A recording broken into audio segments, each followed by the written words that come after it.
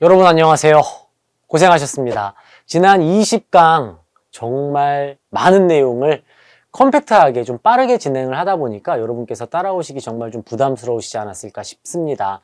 오늘 이번 강의는 21강 조선 후기 사회개혁론의 대두, 따로 저희가 39강에서도 단독으로 빼놓은 강의죠. 분량은 생각보다 적지만 문제가 항상 출제가 되다 보니 반드시 체크하고 들어가시라고 21강을 좀 따로 빼놨어요.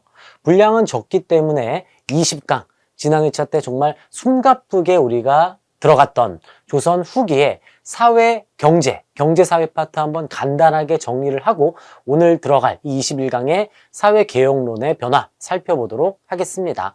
한 5분, 10분 정도 지난 강의 복습을 하고 들어간다고 생각하시면 되겠고요. 교재 21강에서 앞부분 20강 파트 한번 보시면서 이런 걸 공부했었지 하고 따라와 주시면 좋겠어요. 여러분만의 노트, 여러분만의 한국사 필기 노트에 추가적으로 한 번 더 체크하시는 것도 괜찮고 저와 함께 필기 따라오시면서 복습하시는 것도 좀 추천을 드리겠습니다. 제가 지금 영상 모니터링을 하다 보니까 이게 지금 이렇게 하면은 아무것도 안 입은 것 같더라고요. 옷이 좀 밑으로 길어가지고 밑에 청바지 입고 있으니까 여러분 바지 입고 지금 하고 있습니다. 오해 안 하셨으면 좋겠어요. 중간중간에 여러분께서 좀 어이없는 실소라던가 이런 미소를 띄우시면서 이 힘든 한국사 함께 재미있게 가시면 좋을 것 같아서 저를 좀 희생하면서라도 좀 많은 이야기 좀 하도록 하겠습니다. 자, 조선 후기 한번 가볼까요, 여러분? 자, 조선 후기 먼저 한번 정리를 좀 제가 한번 해볼까 하는데요. 사회개혁론에 대두 들어가기 전에 앞서서 앞부분 좀 복습을 하는 개념입니다. 왕을 한번 정리해 볼게요. 자, 선조부터 선조, 광해군, 인조, 효종, 왕만 한번 쭉 써볼게요, 여러분. 현종, 숙종, 경종, 그 글자가 너무 날아가는데요, 여러분. 조금만 이쁘게 쓸게요. 현종, 숙종, 흐름 끊기셨겠다. 다시 집중해서 경종, 영조, 정조,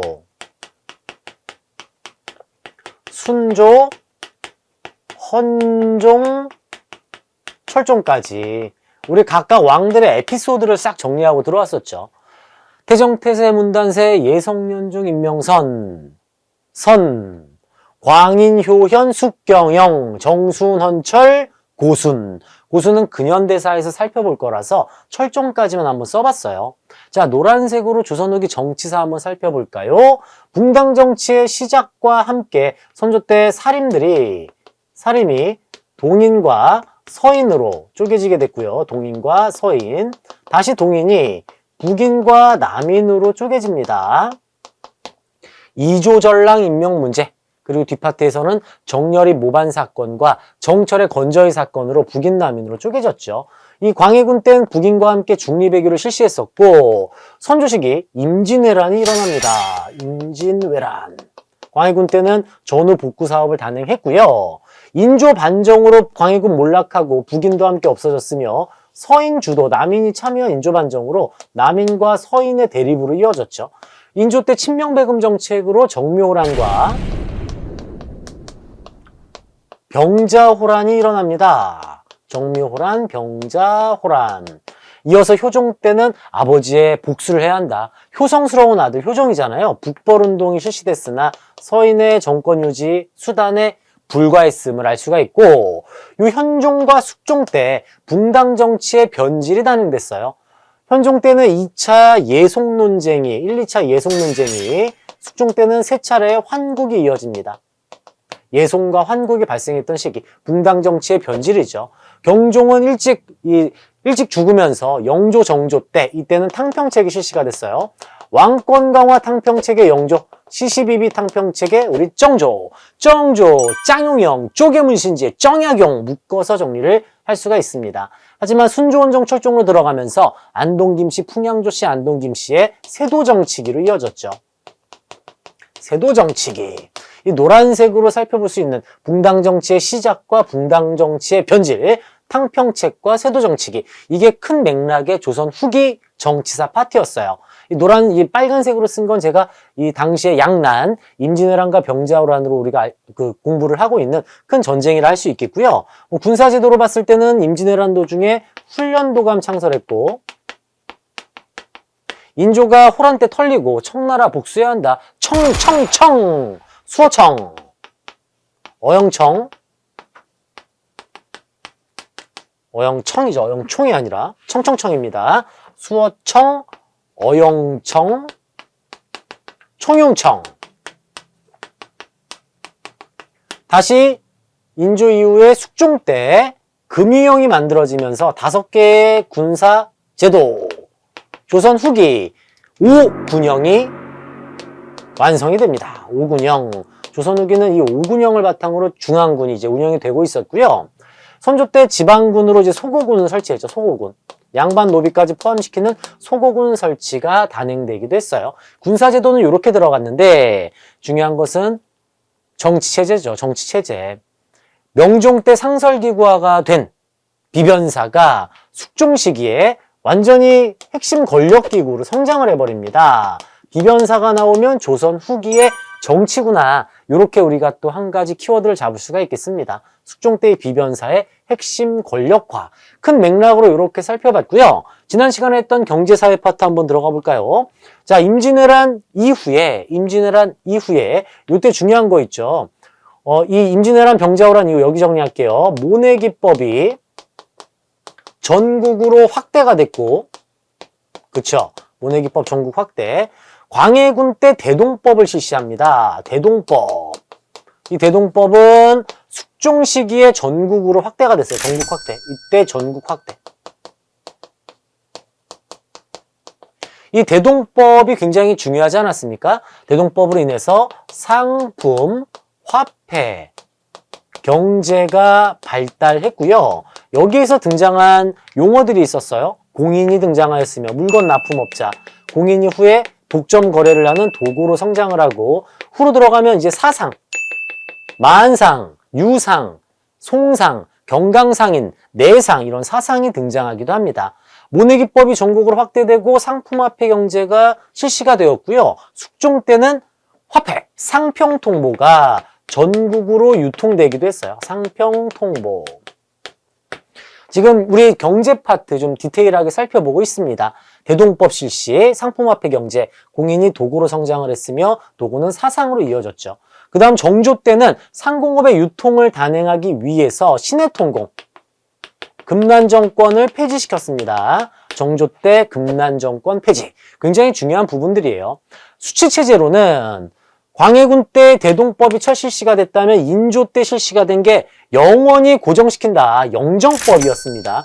1결당 4에서 6도로 고정시키는 영정법이 인조 때 단행이 됐고요. 영정법. 영조 때는 이 군형, 5군형에 대한 군포 문제에 대한 부담으로 인해서 군포를 균등하게 한 필로 줄여준다. 균역법이 실시되기도 했죠. 균역법. 여기 균역법 정리할게요, 제가. 균역법 실시. 부족한 부분을 결작 2두를 거뒀고 선무군관포와 어염세, 소금세 등을 통해 보충을 했구나. 이렇게 정리를 했어요. 조선 후기 대동법, 영정법, 균역법 이 세 가지 정말 중요하게 살펴보셔야 되겠습니다. 신해통공으로 금남정권 폐지, 이것도 중요한 부분이죠. 자연스럽게 여러분, 모내기법 전국 확대로 인해서 분홍이 생겼죠. 분홍. 이들이 신분을 막 돈 주고 사면서 신흥 양반층으로 올라갔고요. 신흥 양반. 그죠? 또 몰락한 양반이 생겨났잖아요. 향반과 잔반. 이들을 이제 신향이라고 부르고요. 기존 사족을, 기존의 양반들을 구향이라고 합니다. 구향. 이들의 대립, 향전이 발생했던 시기이기도 합니다. 향전 발생. 순조원종 철종 시기 세도 정치기를 거치면서 세금을 너무 많이 걷었잖아요. 매관매직 성행하고 또 중요한 게 삼정의 문란이 심화됩니다. 삼정의 문란. 전정군정 환고 이 부분은 고종 때 더욱더 자세하게 제가 말씀드릴 예정이에요. 아무래도 농민들이 더 이상 참지 못하고 폭발하고 말았습니다. 순조 때 홍경래난이 있었고요.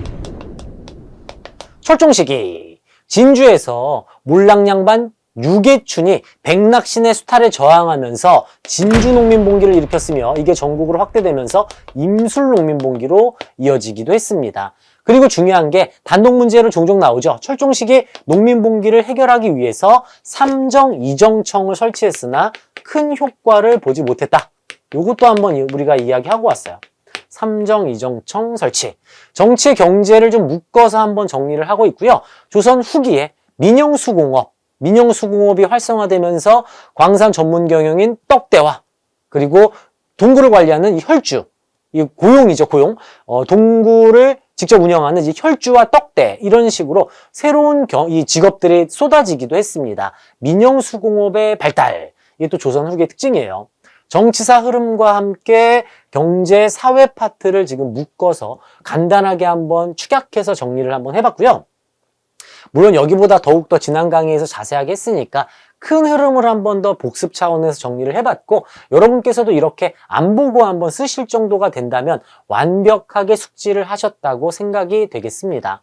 자, 여러분, 예송과 환국은 모두 서인과 남인의 성리학을 두고 다툼 아니겠습니까? 성리학이 조선 후기를 완전히 장악하면서 상공업은 멸시하고 오직 공자맹자 성리학만을 강조하는 시대가 계속 이어지다 보니까 조선이 큰 경제와 이쪽이 발전은 좀 없었지만 농민들 입장에서는 이렇게 상품화폐 경제를 통해서 그래도 조금이라도 성장을 하기 위한 여러 가지 노력이 단행되고 있음을 알 수가 있겠습니다. 자, 그렇다면 조선 후기 이제 실제 사회 개혁을 하기 위한 주장들, 그 내용으로 한번 들어가 볼까요? 여러분, 이 부분 한번 여러분께서도 한번 만들어서 필기 한번 하시면서 들어오시면 좋겠어요. 직접 만들어 보는 게 가장 좋겠죠. 자, 조선 후기 사회 개혁론의 대두, 오늘의 본격적인 내용 속으로 들어가겠습니다. 조선 후기는 뭐니 해도 성리학이에요, 성리학. 성리학의 절대화 경향이 되겠습니다. 여러분, 제가 몇 번 말씀을 드렸는데요. 성리학은 화이론적 세계관을 가지고 있죠. 화이론적 세계관을 가지고 있어요. 정리 한번 살짝 해볼까요? 화이론적 세계관. 중국의 이 지배계층이 대부분 한족이었어요. 한족. 한족을 따르고 한족이 아닌 다른 족은 다 오랑캐다. 이게 화이론적 세계관이라서 성리학을 받아들임과 동시에 우리는 중국 명나라와 군신관계를 체결하고 있었죠. 군신관계.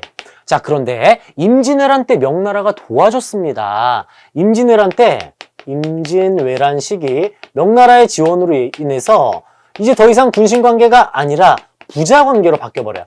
부모님으로 우리가 모셔야 돼요. 부모님의 은혜를 입었다. 제조지은 이런 표현을 사용하기도 합니다. 중요한 건 명나라가 멸망하고 만주족이 세운 청나라가 세워진 거예요.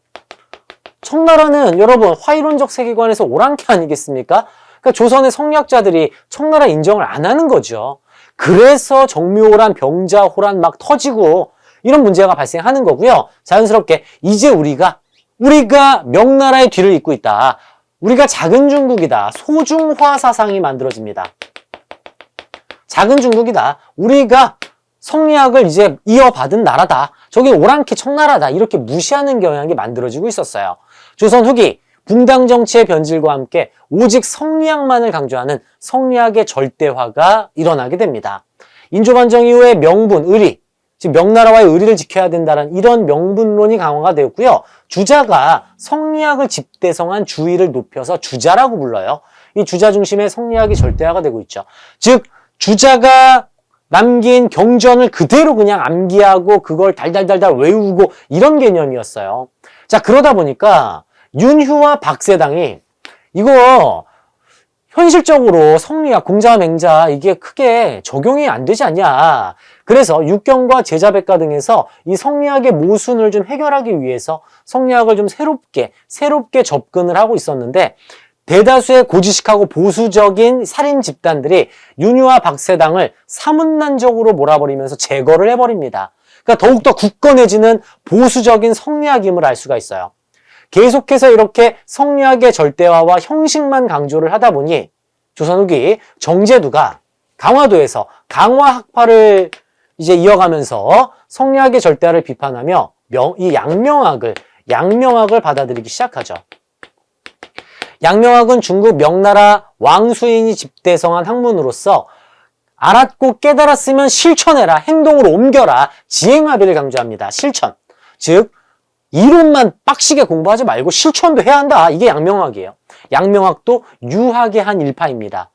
물론 강화학파로 발전한 정제도의 이 양명학의 수용은 조선에 크게 영향을 미치진 못했고 이러한 노력이 있었다 정도로 정리를 하시면 되겠어요. 성리학의 절대화가 되겠습니다. 이런 상황 속에서 이 성리학으로 실제 실생활에 도움이 안 되잖아요. 또 성리학에서 밀려난 남인 계열 이런 사람들 주도로 또 북학 운동을 했던 청나라의 학문을 받아들이자고 주장한 깨어있는 사람들, 이들이 실용적인 학문을 한번 연구해보자. 실용적인 학문 또는 실생활에 유용한 학문, 이것을 경세치용이라고 하는데요. 경세치용, 실생활에 유용한 학문, 줄여서 실학이 드디어 조금씩 발전을 하기 시작합니다. 실학. 사회 모순에 대한 해결책을 구상하는 과정에서 사회 개혁론들이 등장을 하고 있는데, 자, 여러분 여기 론이죠, 론. 받아들여지진 않았고 주장을 하고 끝난 거죠. 성리학으로 나라가 망하지 않았습니까? 우리 이거 다 여러분 역사 스포 다 당했잖아요. 조선 멸망한 거 다 아시잖아요. 이게 만약에 받아들였다면 이제 실학이 중앙 정치에서 활약을 하고 왕이 직접 푸시해주고 실학으로 중점적으로 나라가 이끌어졌다면, 물론 역사는 가정에서는 안 되겠지만 조선이 그렇게 허망하게 제국주의라던가 일본에 의해서 무너지진 않았을 겁니다. 이 실학이 그만큼 중요한 부분이죠. 초기 실학자로 이수광의 지복유설이 있어요. 이 이수광의 지복유설은 최초의 백과사전입니다. 실생활에 굉장히 필요하지 않습니까? 최초의 백과사전인 이수광의 지복유설과 한백겸의 동국지리지, 대동법을 확대 실시하고 주장하는 이제 김육의 대동법이 있겠습니다. 이 청나라 때는 고대 경전을 증명을 하는 이 고증학이 청나라에서 유행을 하고 있었는데, 이 영향을 또 받고 있었고, 청나라를 통해 들어온 서양 과학의 영향으로 농업, 상업, 국학 중심의 연구가 이 실학으로 이어지게 됐습니다. 즉 실학을 구체화시킨다면 농업 중심, 농업을 중요시하자, 중농이 있고요. 상업을 키워야 한다. 상업을 중시 여기는 중상, 중농과 중상이 있고, 자, 위에서 살펴보니까 청나라잖아요. 명나라 무너지고, 이제 우리 조선 거 한번 해보자. 국학으로 이어집니다. 국학. 큰 맥락으로 이렇게 세 가지예요. 농업 중심의 실용적인 학문, 상업 중심의 실용적인 학문, 이제 우리 거 한번 해보자. 국학 중심으로 들어가고, 아무래도 가장 중요한 백성들의 삶, 민생 안정을 가장 큰 목표로 하고 있습니다. 자, 굉장히 중요한 이름들 나오고 있어요. 먼저 이 세 가지 중에 중농학파와 중상학파를 먼저 정리를 좀 해볼 예정인데요.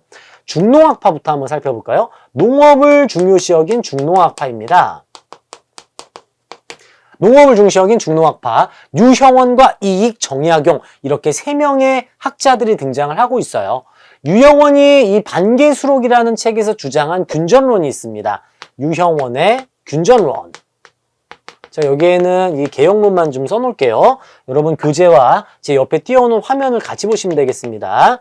균전론. 자, 다 같이 한번 소리내서 해보실까요? 유형원의 균전론이다. 유형원의 균전론. 반계수록이란 책도 숙지를 좀 하고 계셔야 됩니다. 이게 키워드로 나올 수 있어요. 이 유형원 역시 양반 아니겠습니까? 약간의 한계는 있죠. 토지를 분배해 줄 거예요. 백성들을 먹고 살게 하기 위해서 토지를 분배해 줄 건데, 신분에 따른 차등 분배예요. 양반은 좀 많이, 농민은 그 절반 정도, 이런 식으로 신분에 따라 차등을 두어 토지를 균등하게 분배해보자. 유형원의 균전론이 되겠습니다.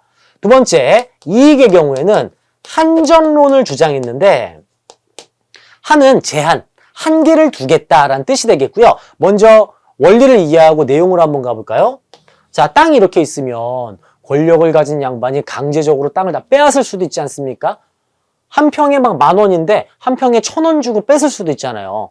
이것을 해결하기 위해서 이익은 토지 매매에 제한을 이렇게 두는 거예요. 이거는 평생 먹고 살 수 있게 영원히 일할 수 있는 땅으로 두어라. 이것을 영업전이라고 합니다. 영업전. 이 영업전은 판매가 되지 않는 땅이죠.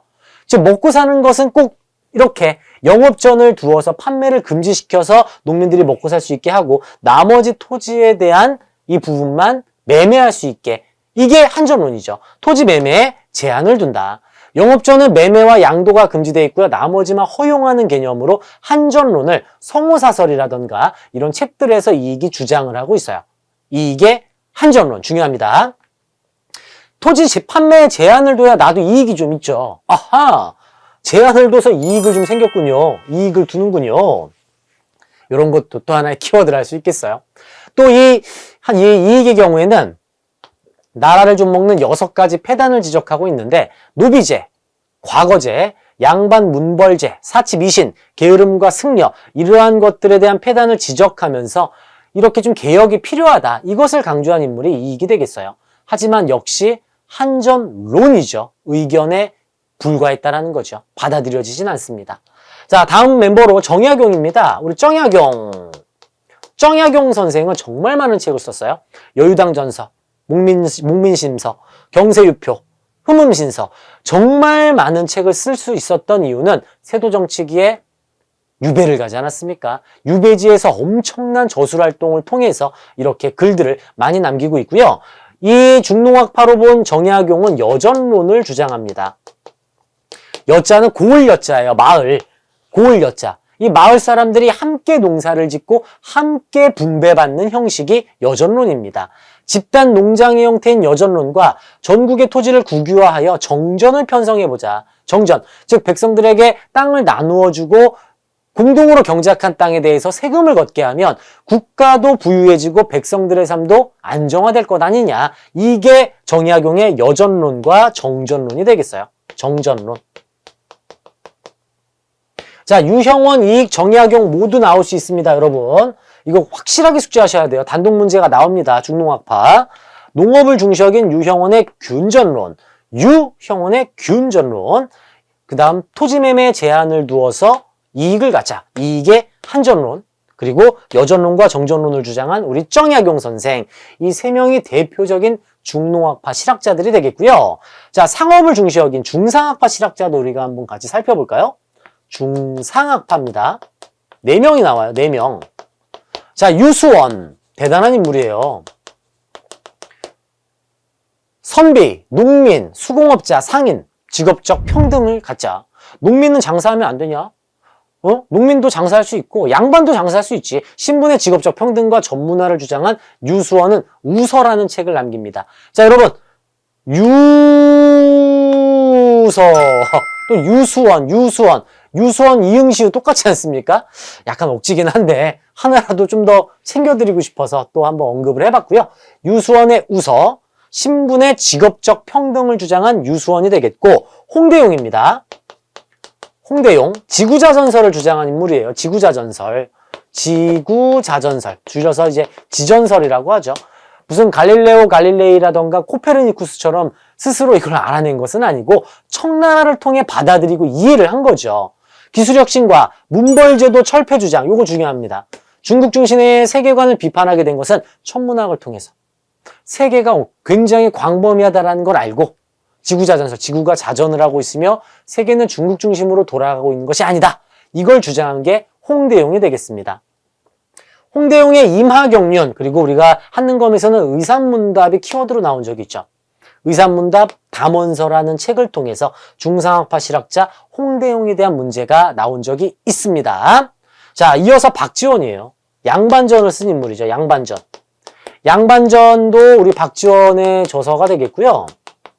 열하일기의 경우에는 청나라를 갔다 와서 쓴 기행문이 되겠습니다. 상공업 발달을 강조했는데 특히 박지원은 수레를 활용하자.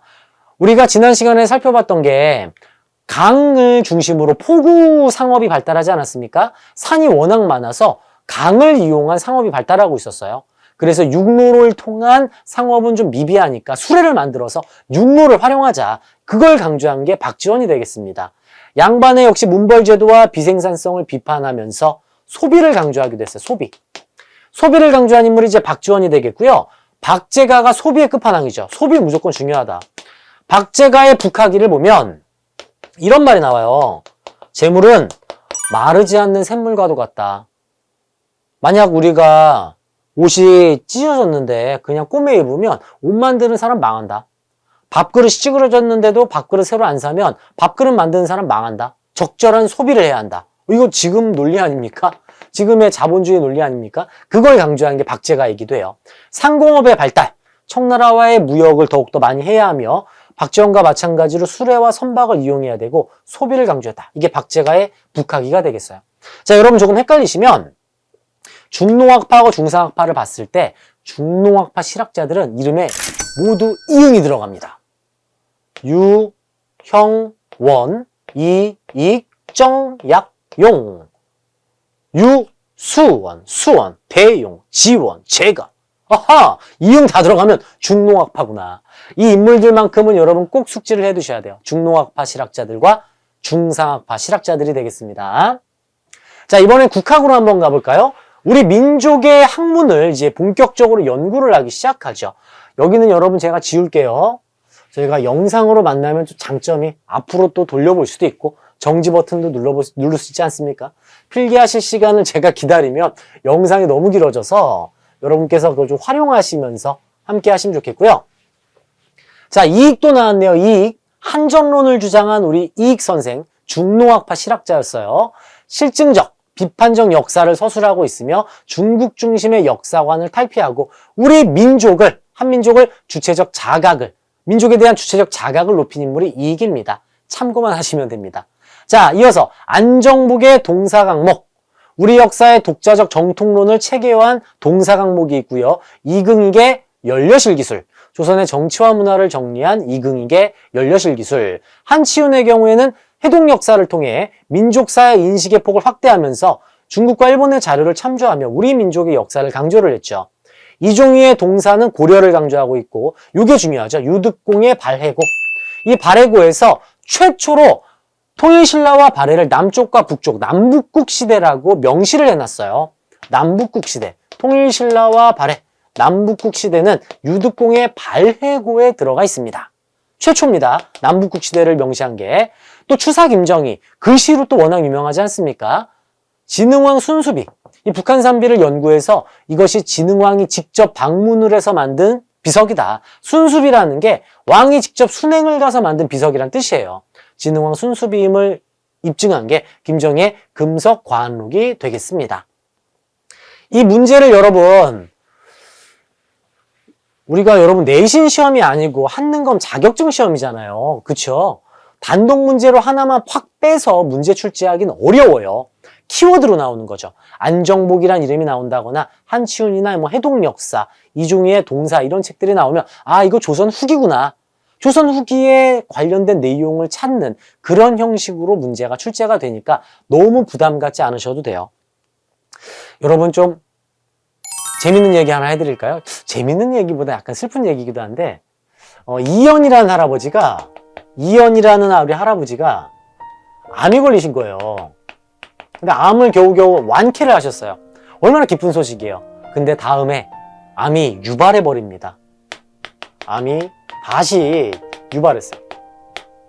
원래 있었던 병원이 정동병원인데 정동병원에서 제대로 못 고치는 것 같으니까 안동병원으로 이동을 합니다. 이현 할아버지가 암이 유발해서 정동병원에서 안동병원으로 이동을 하셨어요. 하지만 한 해를 넘기지 못하고 결국 유언을 남기시고 하늘나라로 가버리셨습니다. 좀 슬픈 이야기이기도 하죠. 쓸데없이 이런 얘기하는 이유가 있지 않겠습니까? 박하사탕 키워드예요. 이긍익의 연려실기술, 유득공의 발해고, 정상기의 동국지도, 지금 옆에 다 나와 있죠. 정상기의 동국지도. 안정복의 동사강목, 한치훈의 해동역사, 유희의 업문지까지, 한글 연구, 유희의 업문지. 이거 이제 써놓을게요. 유희의 업문지. 제목으로 이렇게 사람 이름과 함께 묶어서 보시라고 하나의 에피소드를 하나 제가 만들어 놨습니다. 이현 할아버지가 암이 유발하여 정동병원에서 안동병원으로 이동 안 했네요. 이종휘의, 여기 있죠? 동사. 이종휘의 동사까지 또 넣어놨네요, 제가. 이긍익의 연려실기술, 유득공의 발해고, 정상기의 동국지도, 안정복의 동사강목, 이종휘의 동사, 한치훈의 해동역사, 유희의 업문지. 자기 전에 맨날 이런 것만 연구하고 있습니다. 오직 여러분의 한능검 합격을 위해서 끝없는 연구를 통해 잊혀지지 않는 키워드 끝없이 제공해 드리도록 할게요. 뭔가 또 새로운 거 만들면 영상 수시로 저희가 업로드하는 거 알고 계시죠? 완전히 새롭게 돌아온 박하사탐 한능검 때려잡기에서만 이 내용을 만나실 수가 있습니다. 좀 민망하니까 넘어갈까요, 여러분? 한백겸의 동국지리, 또 정약용의 아방강역보, 이중환의 택리지, 요거 중요합니다. 요거 여러분, 이게 뭐냐면 이거 조선시대 맛집지도예요. 어느 마을에 가면 국밥을 팔고 가격은 얼마이며 이것까지 들어있는 인문지리서입니다. 이 이중환의 택리지는 정주환경에 대해서도 명시가 되어 있죠. 뭐 지리, 생리, 산수, 인심, 즉 사람들이 실생활에 이제 살아가는데 윤택한 환경을 써놓은 게 이중환의 택리지입니다. 중요한 책이에요. 그리고 이 키워드에서도 살펴봤던 정상기의 동국지도, 최초의 축척, 백리척을 처음 쓴 게 정상기의 동국지도예요. 김정호의 대동여지도는 그 축척을 이어받은 거죠. 역시 축척을 사용했지만 정상기의 동국지도가 원조입니다. 마치 한능검 라이브 특강, 직접 라이브 특강, 전야제 원조가 저인 것처럼 정상기의 동국지도가 또 최초의 축척이라는 거 참고해서 알아두시고요. 한글 연구를 위해서 신경준의 훈민정음 운해와 유의 업문지, 유언을 남기고 돌아가셨죠. 이봉의 고금성님 참고로 하시면 되겠어요. 요건 중요합니다. 이수광의 지복유설은 최초의 백과사전이라고 말씀드렸어요. 최초의 백과사전이고 이익의 성호사설, 한전론을 주장한 이익의 성호사설, 이덕무의 청장관전서, 서유구의 임원경제지, 이것도 눈여겨봐 주십시오. 이규경의 우주연문장 전상고, 영조의 동국문헌비고, 이것도 중요하죠. 백과사전이에요. 영조하면 또 속대전이라는 책을 또 그 시기에 편찬을 하기도 했고, 영조 시기에는 동국문헌비고라는 백과사전이 나오기도 했습니다. 교재에도 다 제가 수록을 해놓고 그대로 들어가 있으니까 설명드렸던 내용 메모하시면서 강의 따라하시면 되겠고요. 정지 버튼 활용해서 여러분만의 노트에 쓰시면서 숙지를 하시고 그 다음 문제 적용으로 들어가시면 되겠어요. 자, 대동여지도는 굉장히 크죠, 여러분. 목판에 인쇄를 했고 이게 전체를 다 인쇄하면 약 11m나 되는 엄청난 길이라고 합니다. 한반도를 거의 정확하게 표현을 한 김정호의 대동여지도. 조선 후기의 지도라고 할 수 있겠죠. 키워드가 나오면 조선 후기를 찾으시면 되겠습니다. 자, 오늘은 앞선 조선 후기의 경제사회와 정치를 묶어서 축약해서 한바닥 정리를 좀 해드렸고요. 그리고 사회개혁론의 대두, 한 문제가 단독으로 출제될 수 있는 부분이라서 조금 디테일하게 깊이 있게 살펴보고 들어왔습니다. 이제 큰 힘든 암기 부분은 많이 넘어왔어요. 마지막 문화 파트 정리하면 근현대사로 들어가겠지요. 전근대사의 끝자락 조선후기 문화 파트에서 여러분 기다리고 있겠습니다. 이제 여러분의 시간입니다. 여러분의 노트에 필기하시면서 확실하게 숙지해 주시고 다음 강의 문화 파트 찾아와 주시면 좋겠어요. 다음 강의에서 기다리고 있겠습니다. 감사합니다.